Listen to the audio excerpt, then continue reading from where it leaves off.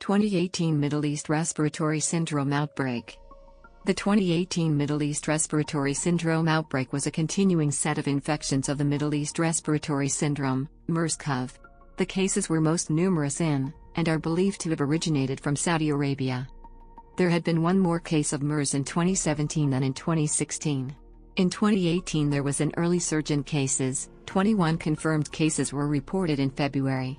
2018 became associated with an outbreak of MERS.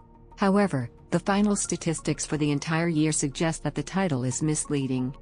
MERS-CoV. The syndrome originates in countries on the Arabian Peninsula, and there is a low general risk to any travelers. Symptoms usually appear 2 to 14 days after exposure, and include fever, cough, shortness of breath and difficulty breathing. Annual summaries.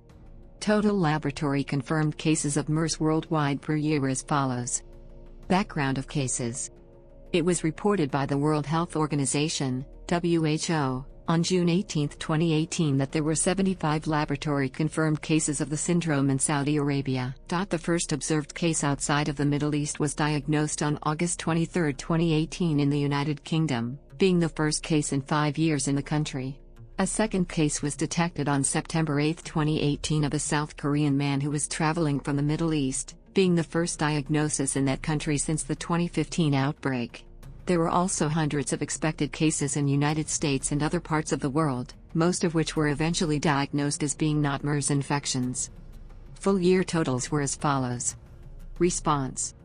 The Ministry of Health in the Republic of Korea monitored at least 21 individuals who were in close contact with the confirmed case, and placed all identified close contacts in quarantine at their homes.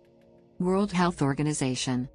The confirmed case in Korea did not change the World Health Organization, WHO, overall global risk assessment for the disease, and WHO also stated that any additional confirmed cases would also not change the risk, which was deemed as low. However, it does recommend countries to continue to monitor potential cases and to carefully record any unusual patterns. European Centre for Disease Prevention and Control. After the confirmed case in the United Kingdom, the ECDC repeated their risk assessment that close contacts of confirmed cases must be monitored for symptoms for at least 14 days after the last exposure. The organization also repeated that cases of the syndrome were not unexpected and had been observed in Europe before, and the risk of transmission to the general population from the confirmed case was extremely low.